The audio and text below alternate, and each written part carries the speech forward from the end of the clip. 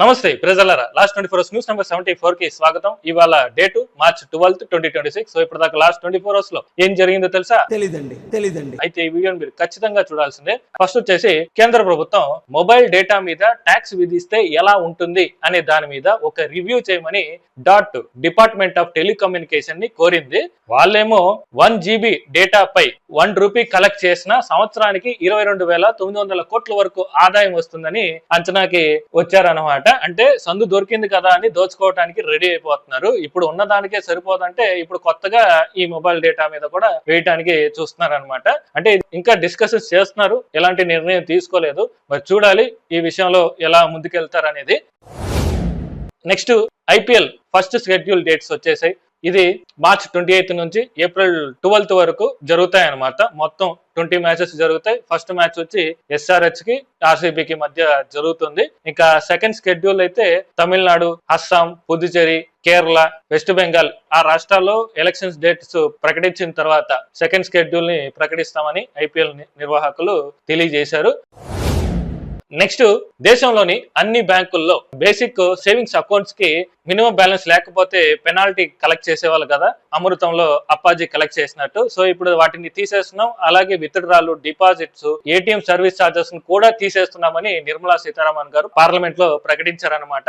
అయితే ఈ చార్జెస్ పేరుతో ఎంత కలెక్ట్ చేశారో తెలుసా? 2022 నుంచి 2025 వరకు ప్రైవేటు ప్లస్ గవర్నమెంట్ బ్యాంక్స్ మొత్తం కలిపి 19,000 కోట్లు వసూలు చేశాయి. అందులో ప్రైవేట్ బ్యాంక్స్ 11,000 కోట్లు కలెక్ట్ చేస్తే పబ్లిక్ ప్రైవేట్ బ్యాంక్స్ 8,000 కోట్లు కలెక్ట్ చేశాయి అనమాట. అంటే ఇంత దోచుకున్నా సరే మనం అడిగే దిక్కు ముఖం లేదన్నమాట మనకి. సో ఏం చేద్దాం, మన కర్మాల ఎయిడ్స్ వచ్చింది. సో దీని మీద మీ అభిప్రాయం ఏంటో కామెంట్ చేయండి.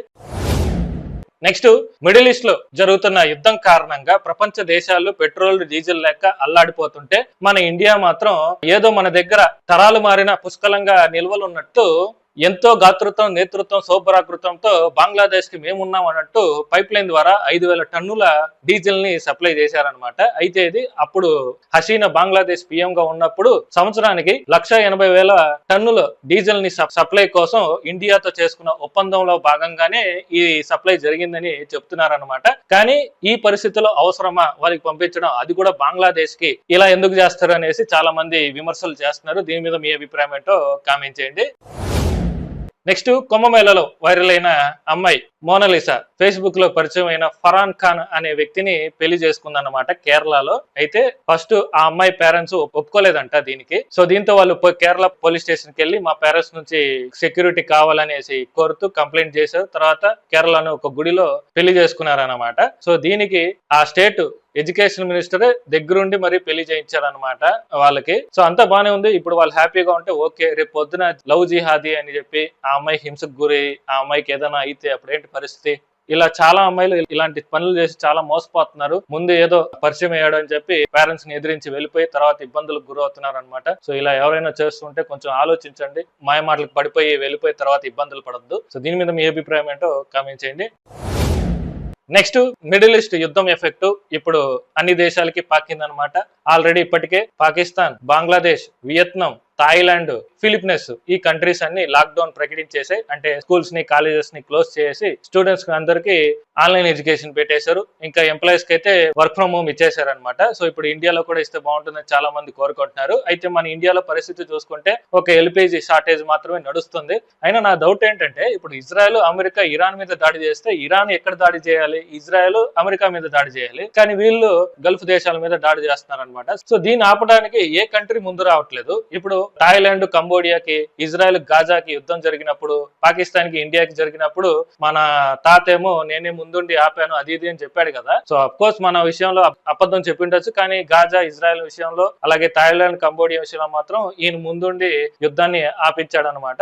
అంటే ఒక అమెరికా వెళ్ళి మాట్లాడి సెటిల్ చేస్తున్నప్పుడు మరి అన్ని కంట్రీస్ కలిసి ఒక అమెరికాని, ఇజ్రాయెల్ ఎందుకు నియంత్రించలేకపోతున్నాయి? వాళ్ళ మీద ఎందుకు ప్రెజర్ తీసుకోలేకపోతున్నారు? ఇక్కడ దాడులు జరిగితే ఖండిస్తున్నారే కానీ యుద్ధం ఆపండి అని ఎవరు చెప్పట్లా. ఎందుకో మరి. సో దీని మీద మీరేమంటారో కామెంట్ చేయండి. నెక్స్ట్ ప్రపంచ రాజకీయాల్లో ఇప్పుడు ఒక వర్డ్ బాగా వైరల్ అవుతుందన్నమాట. అదే డికాపిటేషన్ స్ట్రైక్ ప్లాన్. ఇది ట్రంప్ ప్లాన్ అన్నమాట. ఈ ప్లాన్ తోనే వెనుజులా ప్రెసిడెంట్ అయిన నికోలస్ మదురోని బంధించడం, అలాగే ఇప్పుడు రీసెంట్ గా ఇరాన్ సుప్రీం లీడర్ అయిన ఖమేనీని చంపించడం జరిగింది. ఇప్పుడు America next target north Korea president అయిన కిమ్ మామనే అని చెప్తున్నారు అన్నమాట.